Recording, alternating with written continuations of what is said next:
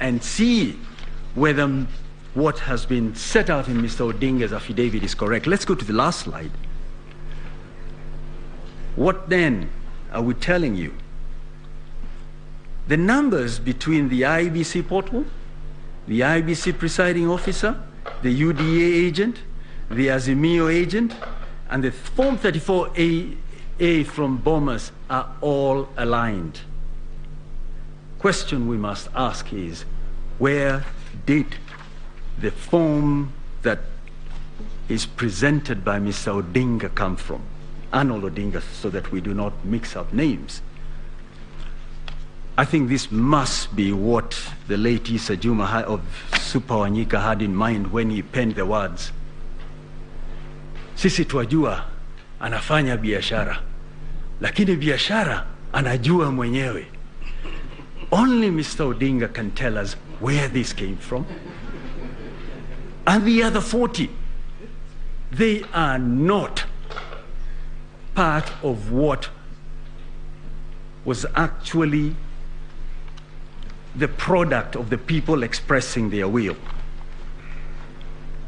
So,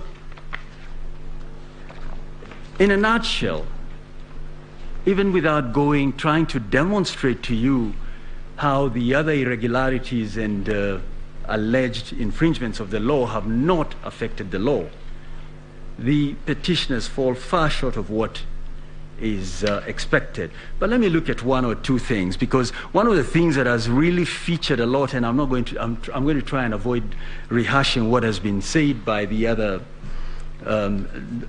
lawyers, is that the commissioners have a significant role. That what 138(3)(c) means is that the commissioners, the 7 men and women, have to be involved in the exercise that is to be undertaken. With respect, this submission is skewed by a failure to interpret the Constitution correctly. I think it's long been settled that the Constitution, the interpretation of the Constitution, looks both at the text and the context. And what has happened here is that the petitioners have decided we will stick with the text. And even that they stretch. They say the Iebc, the commission, means there's 7 of them. With respect, that's an invitation to the Supreme Court to, through the back door, overturn what Maina Kiai said, which is that you start at the lowest level and cascade things, but it is not the job of 7 men and women.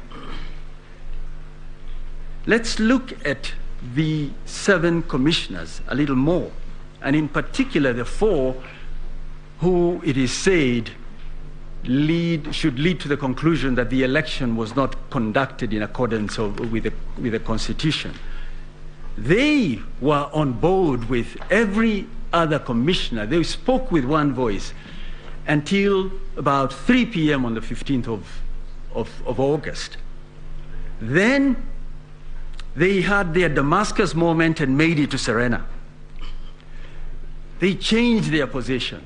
If you look at the affidavit of Samuel Gidai, look at the clips of the 4 commissioners announcing the results. But you were told here yesterday they were being given pieces of paper to read out numbers. Is this believable?